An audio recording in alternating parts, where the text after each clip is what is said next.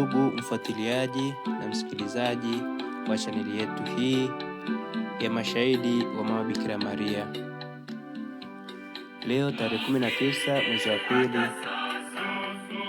tunapata tafakari ya Injili ya kitabu cha Luka sura ya 9 aya 22 hadi 25.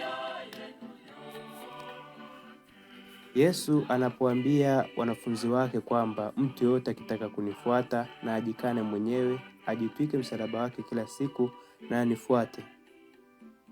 Anamaanisha kujikana, kuacha yale yote ambayo unayaona kwamba haya yanaweza kuwa ni sababu ya mimi kwenda kutenda dhambi. Anatuambia tuache vile vitu ambavyo vinatusababisha sisi tutende dhambi kila siku. Vitu hivyo ni vipi?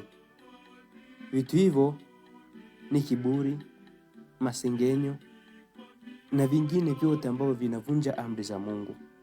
Yesu anatuambia kwamba mtu akitaka kuupata ulimwengu atajiangamiza. Ni kweli, ili mtu apate ulimwengu huwa sasa anahitaji fedha ili aweze kucontrol ulimwengu. Anahitaji mabavu, lakini hayo yote Mwenyezi Mungu anayakataa. Tukirejea somo la kwanza, kitabu cha Kumbukumbu la Torati sura 30 aya 15 hadi 20.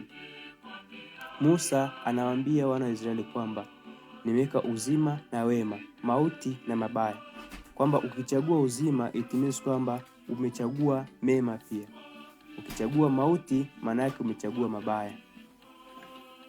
Anakupa uhuru Musa kwamba uchague mema au mabaya bila kulazimishwa. Na ndio uhuru huo ambao pia Yesu anatupa kwamba katika maisha yetu tuchague jema au baya, ni uamuzi wako, lakini yeye ukiamua kuchagua jema atakusaidia.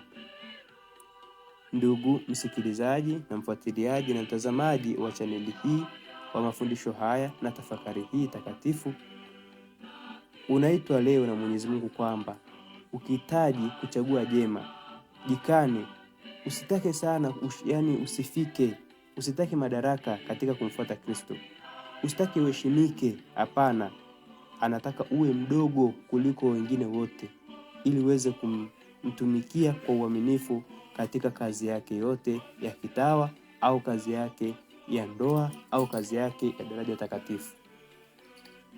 Tumsifu Yesu Kristo.